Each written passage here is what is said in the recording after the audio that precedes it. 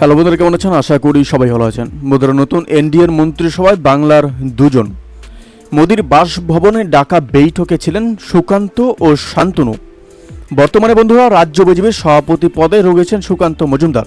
তিনি বালুরঘাট থেকে এবারেও জিতেছেন। বিজেপি সূত্রে খবর, শান্তনু ঠাকুরের পাশাপাশি তাকে মন্ত্রী করা হচ্ছে। নরেন্দ্র মোদীর মন্ত্রিসভার জায়গা পেতে চলেছেন বাংলার দুজন সাংসদ, এমনটাই খবর মিলছে বিজেপি সূত্রে। এখনো পর্যন্ত আনুষ্ঠানিকভাবে ঘোষণা হয়নি মন্ত্রীদের নাম। রবিবার সন্ধ্যায় মন্ত্রী মোদী তৃতীয়বারের জন্য প্রধানমন্ত্রী হিসেবে শপথ গ্রহণ করবেন। তার আগে সকালে নিজের বাসভবনে কয়েকজনকে তিনি চা চক্রে ডেকেছিলেন। জল্পনা ছিল যারা এই চা চক্রের ডাকে পেয়েছেন তারাই মন্ত্রিসভাতেও জায়গা পাবেন। চা চক্রে ছিলেন বাংলার দুই প্রতিনিধি সুকান্ত মজুমদার এবং শান্তনু ঠাকুর। বিজেপি সূত্রে খবর, তারা দুজনেই মন্ত্রী হচ্ছেন, তবে এবারেও পূর্ণ মন্ত্রী পাচ্ছেন না বাংলা। বন্ধুরা, তার সঙ্গে সুকান্ত এবং শান্তনু উভয়ই প্রতিমন্ত্রী হচ্ছেন। শান্তনু জাহাজ মন্ত্রকের প্রতিমন্ত্রীও ছিলেন। এবার কোনো দায়িত্ব তাকে দেওয়া হয় সেটা দেখার। সেই সঙ্গে সুকান্ত কোন মন্ত্রকের দায়িত্ব পাবেন সেদিকেও নজর থাকবে। বর্তমানে রাজ্যে বিজেপির সভাপতি পদে রয়েছেন সুকান্ত। তিনি বালুরঘাটের সাংসদ। লোকসভা ভোটে এবারও ওই কেন্দ্র থেকে জিতেছেন। তারই পুরস্কার হিসেবে সুকান্তকে মন্ত্রিত্ব দেওয়া হচ্ছে বলে মত অনেকের। শান্তনুকে জাহাজ প্রতিমন্ত্রী করা হয়েছিল 2021 সালে। তিনি বাংলায় মতুয়া সংগঠিপতি। বাংলার বিজেপির ভোট ব্যাংকের একটি গুরুত্বপূর্ণ অংশ মতুয়া ভোট, যে কারণে মন্ত্রিত্বের হিসেবে শান্তনু বরাবর বাড়তি গুরুত্ব পেয়ে এসেছেন। রাজ্য বিজেপির অনেকে বলছেন শান্তনু বনগা অর্থাৎ দক্ষিণবঙ্গের প্রতিনিধি। সেই হিসেবে মন্ত্রী হিসেবে দ্বিতীয় জনকে উত্তরবঙ্গ থেকেই বাঁচতে হতো মোদীকে।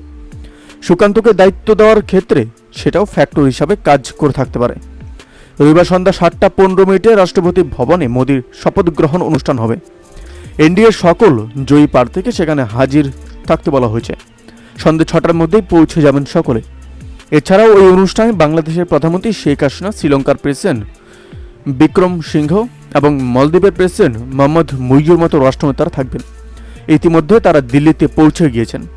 2014 সালে মন্ত্রী যখন প্রথমবার প্রধানমন্ত্রী হলেন, বাংলা থেকে দুজনকে প্রতিমন্ত্রী করা হয়েছিল। তার মন্ত্রিসভায় জায়গা পেয়েছিলেন বাবুল সুপ্রিয় এবং সুরেন্দ্র সিংহ আহলুওয়ালিয়া। পরেরবার অর্থাৎ 2019 সালে মোদী বাবুলের সঙ্গে মন্ত্রী করেন দেবশ্রী চৌধুরীকে। তারপর 2021 সালের জুলাই মাসে এই দুজনকেই মন্ত্রিসভা থেকে সরিয়ে দেওয়া হয়েছিল। মন্ত্রিত্ব পেয়েছিলেন বাংলার 4 জন। বনগা শান্তনু ওই সময়ে দায়িত্ব দেওয়া হয়েছিল জাহাজ প্রতিমন্ত্রী হিসাবে। এছাড়া নিশীথ প্রামাণিক, জন বার্লা এবং সুভাষ সরকারও মন্ত্রিসভায় জায়গা পেয়েছিলেন। তবে প্রত্যেকেই প্রতিমন্ত্রী মোদীর।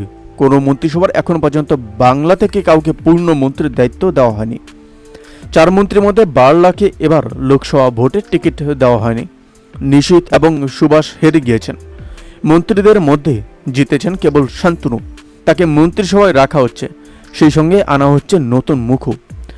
বাংলা থেকে এবারের মোদী মন্ত্রিসভায় কারা জায়গা পাবেন তা নিয়ে এবার জল্পনা চলছিল। তমলুকের জয়ী প্রার্থী তথা হাইকোর্টের প্রাক্তন বিচারপতি অভিজিৎ গঙ্গোপাধ্যায়, আলিপুরদুয়ারের জয়ী প্রার্থী মনোজ তিগ্গার নাম শোনা যাচ্ছিল। অনেকেই বলছিলেন এদের কোনো না কোনো মন্ত্রকের প্রতিমন্ত্রী করা হতে পারে, কিন্তু এখনও পর্যন্ত যা খবর তাতে সুকান্ত এবং শান্তনু ছাড়া আর কেউ মন্ত্রিত্ব পাচ্ছেন না। বন্ধুরা, এই আপডেট প্রসঙ্গে আপনাদের কি মতামত অবশ্যই আমাদের কমেন্ট করে জানাতে বলবেন না। ভালো থাকবেন, সুস্থ থাকবেন, ধন্যবাদ। দেখা হচ্ছে নতুন একটি ভিডিওতে। আপনি কোথা থেকে দেখছেন এই ভিডিওটিকে অবশ্যই আমাদের কমেন্ট করে জানাতে বলবেন না।